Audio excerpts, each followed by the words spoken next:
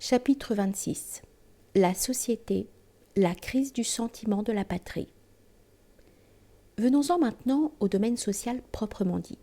On ne peut pas ici ne pas tirer les conséquences du fait que toutes les unités organiques se sont dissoutes ou sont en voie de l'être. Caste, lignage, nation, patrie, famille même. Là où ces unités n'ont pas presque ouvertement cessé d'exister, elles ne reposent plus sur une force vive rattachée à une signification, mais bien sur la simple force d'inertie. Nous l'avons déjà vu à propos de la personne. Ce qui existe aujourd'hui, c'est essentiellement la masse instable des individus privés de liens organiques, masse contenue par des structures extérieures ou mue par des courants collectifs informes et changeants. Les différences qui existent aujourd'hui ne sont plus de vraies différences. Les classes ne sont plus que des classes économiques fluctuantes. Ici encore, les paroles de Zarathustra gardent leur actualité. Plèbe en haut, plèbe en bas. Que signifie encore de nos jours pauvre ou riche? J'ai renoncé à faire la différence entre les uns et les autres. Les seules hiérarchies réelles sont d'ordre technique, celles des spécialistes au service de l'unité matérielle, des besoins artificiels en grande partie, et des distractions de l'animal humain. Hiérarchie où n'a plus aucun sens ni aucune place tout ce qui est rang et supériorité intrinsèque. Au lieu des unités traditionnelles, des corps particuliers, des ordres, des castes ou classes fonctionnelles, des corporations, articulations auxquelles chacun se sentait lié en fonction d'un principe supra-individuel qui informait sa vie entière en lui donnant un sens et une orientation spécifique, on a aujourd'hui des associations exclusivement dominées par les intérêts matériels des individus qui ne s'unissent que sur cette base. Syndicats, organisations professionnelles, partis, etc.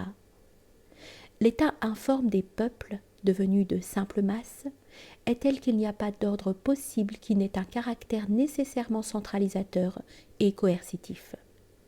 Et les inévitables structures centralisatrices hypertrophiques des États modernes, multipliant les interventions et les restrictions, alors même que l'on proclame les libertés démocratiques, si elles empêchent un désordre complet, tendent en revanche à détruire ce qui peut subsister de liens et d'unités organiques. La limite de ce nivellement social est atteinte avec les formes ouvertes totalitaires. D'autre part, l'absurdité propre au système de la vie moderne est crûment mise en évidence dans les aspects économiques qui la déterminent désormais d'une manière absolue et régressive. D'un côté, on est décidément passé d'une économie du nécessaire à une économie du superflu, dont une des causes est la surproduction et le progrès de la technique industrielle. Mais pour que les produits fabriqués puissent s'écouler, la surproduction exige que qu'on alimente ou suscite dans les masses un maximum de besoins. Besoins auxquels correspond, à mesure qu'ils deviennent habituels et normaux, un conditionnement croissant de l'individu. Le premier facteur ici, c'est donc la nature même du processus productif qui, dissocié, s'est emballé et a presque débordé l'homme moderne, comme un géant déchaîné, incapable de s'arrêter, et justifiant la formule « fiat productio peret homo » de Werner Sombart. Et si dans le régime capitaliste, les facteurs qui agissent dans ce sens sont non seulement la recherche cupide des profits et des dividendes, mais aussi la nécessité objective de réinvestir les capitaux pour empêcher qu'un engorgement ne paralyse tout le système, une autre cause plus générale de l'augmentation insensée de la production dans le sens d'une économie de superflu réside dans la nécessité d'employer la main-d'œuvre pour lutter contre le chômage. Si bien que le principe de la surproduction et de l'industrialisation à outrance, de nécessité interne du capitalisme privé, est devenu dans beaucoup d'États une directive précise de la politique sociale planifiée. Ainsi se referme un cercle vicieux, dans un sens opposé à celui d'un système équilibré, de processus bien contenus entre des limites rationnelles. Une cause plus essentielle encore de l'absurdité de l'existence moderne, c'est naturellement l'augmentation effrénée et croissante de la population, qui va de pair avec le régime des masses et se trouve favorisée par la démocratie, les conquêtes de la science et un système d'assistance non différencié. La pandémie, ou démonie procréatrice, est effectivement la force principale qui alimente sans cesse et soutient tout le système de l'économie moderne, avec son engrenage dans lequel se trouve pris de plus en plus l'individu. On a là, entre autres, une preuve évidente du caractère dérisoire des rêves de puissance que nourrit l'homme aujourd'hui.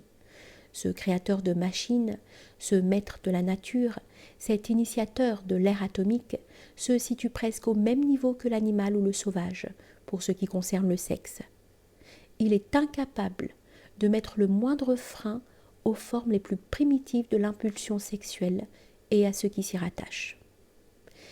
Ainsi, comme s'il obéissait à un aveugle destin, il augmente sans cesse, et sans avoir conscience de sa responsabilité, l'informe masse humaine et fournit la plus importante des forces motrices à tout le système de la vie économique paroxystique, artificielle, toujours plus conditionnée de la société moderne, créant en même temps d'innombrables foyers d'instabilité et de tensions sociales et internationales.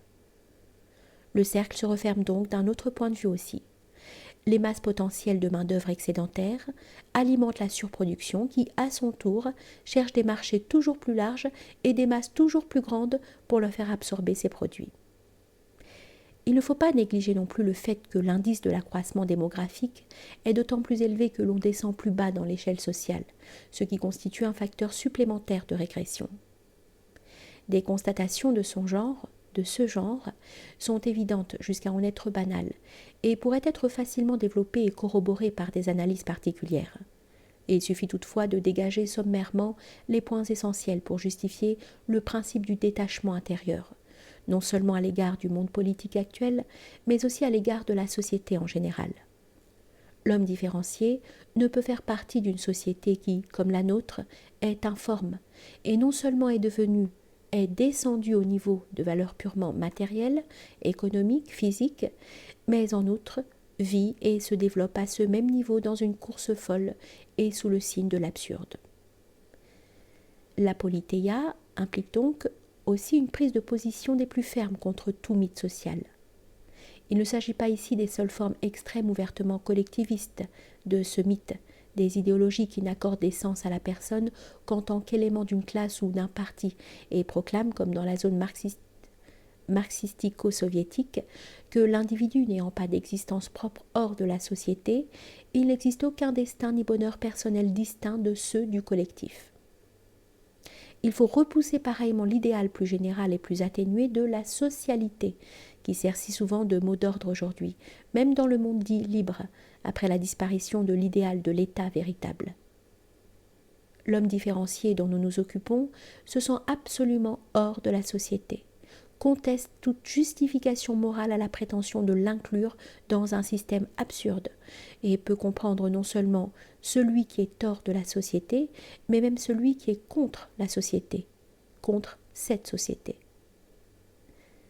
En dehors du fait que tout ceci ne le concerne pas directement parce que sa voix ne rencontre pas celle de ses compagnons, il serait le dernier à reconnaître la légitimité de mesures grâce auxquelles on voudrait normaliser et récupérer pour la société les éléments qui finissent par en avoir assez de ce jeu et que l'on stigmatise comme asociaux. C'est là le terrifiant anathème lancé par les sociétés démocratiques. Ainsi que nous avons déjà eu l'occasion de le dire, le sens profond de ces mesures, c'est de narcotiser ceux qui ont su déceler le caractère absurde et nihiliste de la vie collective actuelle, derrière tous les masques sociaux et la mythologie laïque qui leur correspond. Après ces considérations générales, nous pouvons passer à l'examen de la crise que subissent aujourd'hui certains idéaux et certaines institutions particulières de la vie précédente, pour préciser l'attitude qu'il convient d'adopter à leur égard. Examinons d'abord les notions de patrie et de nation. Ces notions subissent, notamment depuis la Seconde Guerre mondiale, une crise évidente. Celui-ci est d'une part la conséquence de processus objectifs. Les grandes forces économiques et politiques en mouvement rendent des frontières de plus en plus relatives et restreignent le principe de la souveraineté nationale. On tend dorénavant à penser en termes de grands espaces et d'ensembles, ou de fronts supranationaux, et compte tenu de l'uniformisation grandissante des coutumes et des modes de vie, de la transformation des peuples en masse, du développement et de la facilité des communications, Tout ce qui n'est que national prend un caractère quasi provincial et devient curiosité locale. D'autre part, la crise touche la façon même de sentir. Elle se rattache au déclin des mythes et des idéaux d'hier auxquels les hommes croient de moins en moins, depuis les bouleversements et les effondrements mondiaux de ces derniers temps, et qui sont de moins en moins capables d'éveiller dans les collectivités l'enthousiasme d'autrefois. Comme dans les autres cas, il faut, là aussi, discerner clairement l'objet précis de cette crise et en définir la valeur. Encore une fois, il ne s'agit pas réellement du monde traditionnel, mais de conceptions qui sont apparues et se sont affirmées essentiellement avec la destruction de ce monde et surtout avec la révolte du tiers-État. Comprise au sens moderne de mythes politiques et d'idées-forces collectives, la patrie et la nation furent pratiquement ignorées du monde traditionnel. Celui-ci connut seulement les nationalités, les souches ethniques et les races, comme des faits naturels dénués de la valeur politique spécifique qu'ils devaient acquérir avec le nationalisme moderne. Ils formaient une matière première différenciée par des hiérarchies et soumise à un principe supérieur de souveraineté politique.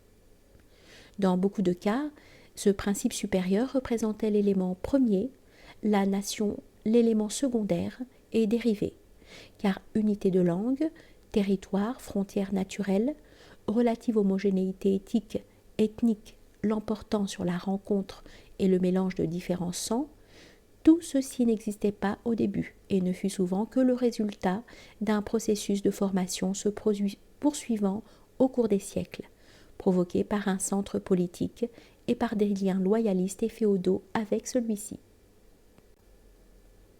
Il est notoire en outre que nations politiques et États nationaux ont surgi en Occident lors du déclin de l'unité œcuménique du Moyen Âge, à la suite d'un processus de dissociation, les unités particulières se détachant d'un tout, nous y avons déjà fait allusion au chapitre précédent, processus offrant sur le plan international et continental le même aspect que celui qui devait à l'intérieur de chaque État provoquer le détachement des individus, l'atomisme social, et la dissolution de la notion organique d'État.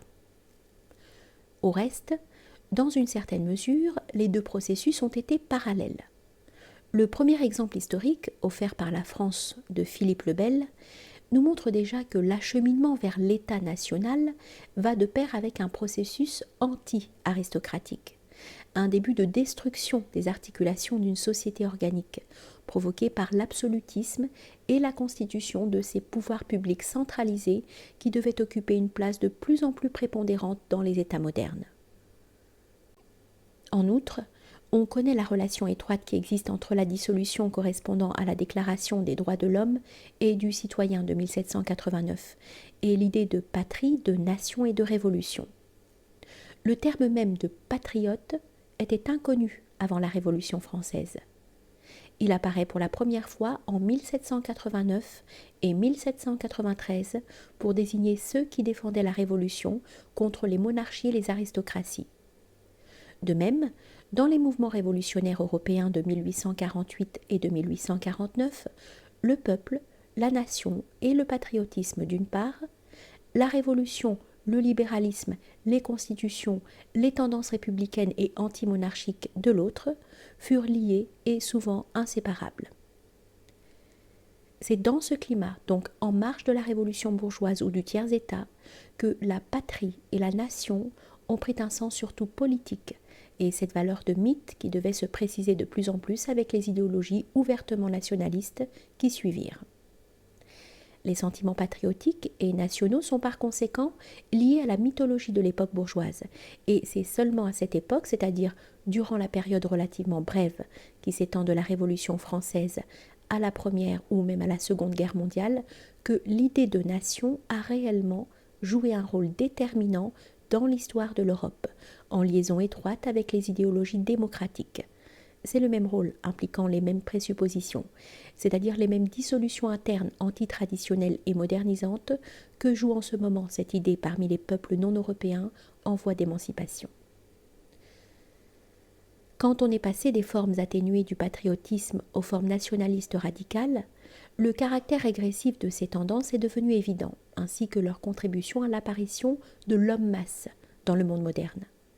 car le propre de l'idéologie nationaliste, c'est de considérer la patrie et la nation comme des valeurs suprêmes, de les concevoir comme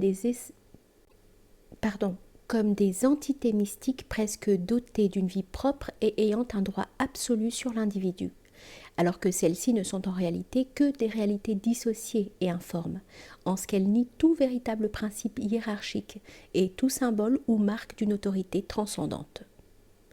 En général, les fondements des unités politiques qui se sont formés dans ce sens sont l'antithèse de ceux qui sont propres à l'État traditionnel. En effet, comme nous l'avons dit, son ciment était un loyalisme et une fidélité qui pouvaient faire abstraction du fait naturaliste de la nationalité. C'était un principe d'ordre et de souveraineté qui, parce qu'il ne se fondait pas sur ce naturalisme, pouvait aussi valoir pour des espaces comprenant plus d'une nationalité. C'était enfin des dignités, des droits particuliers, des castes qui unissaient ou séparaient les individus verticalement, au-delà du commun dénominateur horizontal ou de base que représente la nation ou la patrie. En un mot, il s'agissait d'une unification par le haut et non par le bas. Une fois tout ceci reconnu, il est clair que la crise actuelle, objective et idéale de la notion et du sentiment de patrie et de nation, nous apparaît sous un jour particulier. On pourrait encore une fois parler de destruction frappant quelque chose qui avait déjà un caractère négatif et régressif. Ces destructions pourraient donc avoir le sens d'une libération possible, si la direction de l'ensemble du processus n'était pas ce qu'elle est, ne tendait pas vers quelque chose de plus problématique encore. Cependant, quand bien même il ne resterait qu'un vide, ce n'est pas une raison pour que l'homme qui nous occupe déplore cette crise et s'intéresse à des réactions dans un régime de résidus. Le vide ne serait comblé et le positif ne se substituerait au négatif que si les anciens principes pouvaient de nouveau agir sous des formes nouvelles, remplacer les unités de type naturaliste en cours de dissolution par des unités d'un type différent. Si ce n'étaient plus les patries et les nations qui unissaient et séparaient, mais des idées. Si c'était non une adhésion sentimentale et irrationnelle à un mythe collectivisant qui agissait de façon décisive, mais un système de rapports loyalistes, libres et fortement personnalisés, ce qui exigerait naturellement la présence de chefs ayant la qualité de représentants d'une autorité suprême et intangible. Dans cet esprit, des fronts transnationaux pourraient aussi se former, semblables à ceux que connurent plusieurs cycles impériaux et dont la Sainte Alliance fut la dernière manifestation. Ce qui se dessine aujourd'hui, à la suite de la crise des souverainetés nationales, n'est qu'une contrefaçon dégradée de tout ceci, bloc de puissance uniquement mu par des facteurs matériels, économiques et politiques au sens le plus négatif, dénués de toute idée. D'où l'insignifiance déjà signalée plus haut, de l'opposition entre les deux principaux groupes de ce genre qui existent aujourd'hui, l'Occident démocratique et l'Orient communiste et marxiste. Et puisqu'il manque une troisième force de caractère différent, puisqu'il manque une idée véritable pour unir et séparer au-delà de la patrie, de la nation et de l'antination, la seule perspective qui reste est celle d'une unité invisible dans le monde, par-delà les frontières de ces rares individus qui ont en commun une même nature, différente de celle de l'homme d'aujourd'hui, et une même loi intérieure. C'est presque dans les mêmes termes que Platon parle du véritable État comme d'une idée, et ce point de vue fut ensuite repris par le Portique. Sous une forme dématérialisée, c'est le même type d'unité qui a servi de fondement aux ordres, et on peut en retrouver un dernier reflet déformé, au point d'être méconnaissable, dans des sociétés secrètes comme la maçonnerie. Si de nouveaux processus devaient se développer à la fin de ce cycle, c'est justement dans des unités de ce genre qu'ils trouveraient peut-être leur point de départ. C'est alors que, même sur le plan de l'action, pourrait se dégager ce qu'il y a de positif dans la crise de l'idée de patrie, envisagée tant comme mythe de la période romantique bourgeoise que comme fait naturel pratiquement sans importance par rapport à une unité d'un autre type. L'appartenance à une même patrie ou à une même terre sera remplacée par l'appartenance ou la non-appartenance à une même cause. L'apoliteia, le détachement d'aujourd'hui, renferme cette éventuelle possibilité d'un lendemain. Là encore, il faut bien voir la distance qui sépare l'attitude que nous indiquons ici de certains ultimes produits de l'effritement politique moderne, correspondant à un cosmopolitisme informe et humanitaire, aux velléités de ceux qui, çà et là, voudraient n'être aujourd'hui que des concitoyens du monde.